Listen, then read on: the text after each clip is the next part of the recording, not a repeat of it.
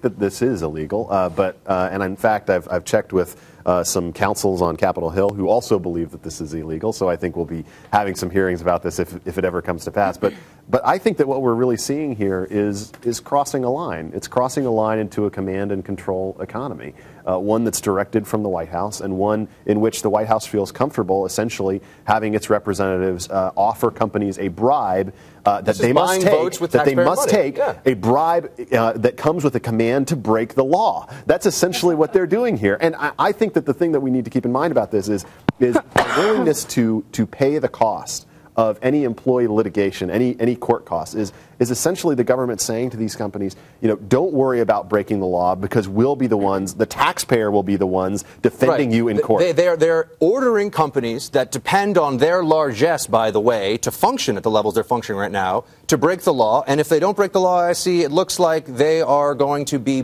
or rather, if they do break the law, they're going to be backstopped by the taxpayer. Well, I'll use worse language. I think this is disgusting.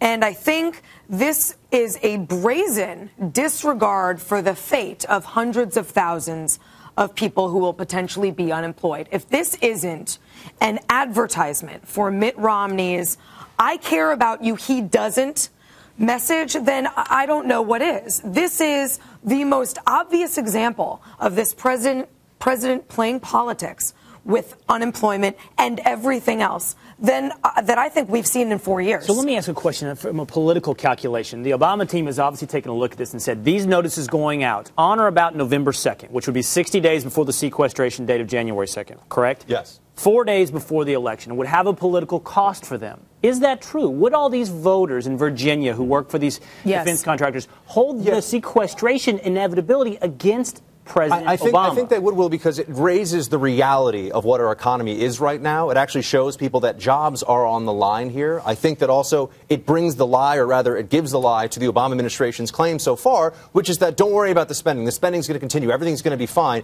This very clearly, they're not saying here that there won't be job cuts, by the way. That's what's so sort of insidious. They're saying, well, there may not be job cuts, so let's pretend like there won't be job cuts until after January. When there are job cuts, who cares? Then 130,000 people can get tossed off the rolls. And if I could jump in here, President Obama knows better. Because as a young senator from Illinois, he actually supported the WARN Act in his first term. He issued a press release in 2007 saying that for too long, employers have failed to notify workers that they're about to lose their jobs due to mass layoffs. And then in 2007, he co-sponsored the WARN Act, which would have extended the minimum notice to 90 days. This is someone who actually knows this issue. Well, let me respond to your question as a Virginia voter and as someone who's witnessed over the past several weeks a deluge of ads from the Romney team highlighting the fact that these job cuts, these layoffs were incoming. Virginia has been largely insulated from the economic downturn. It's been insulated because of its proximity to Washington, D.C. The bubble that exists there is incredible to witness. You can walk into the city and walk around it and see in the areas in Northern Virginia people who are completely insulated. The richest counties in the country. The richest counties in the country are in Northern Virginia. Thanks to defense. Thanks and largely to defense and to the expansion of government.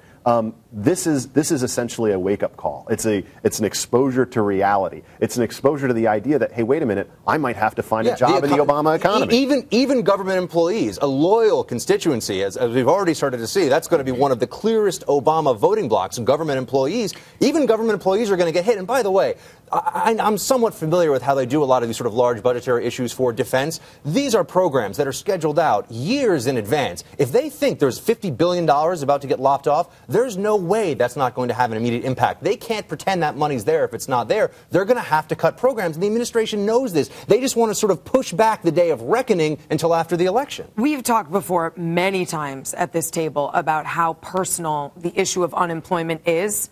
People will allow for a lot of crass politicization of various issues.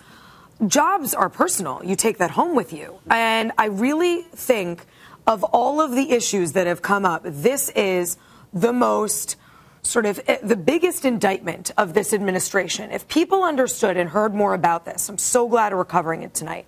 If they understood what this means, what the president is doing with this, peeling back the WARN Act and saying we don't have to enforce this. If they really understood who he was putting in jeopardy and at stake. I think they would be absolutely appalled. Will this story make it into the mainstream media? I don't know. Go somewhere Mitt Romney needs to seize on that. There's a level of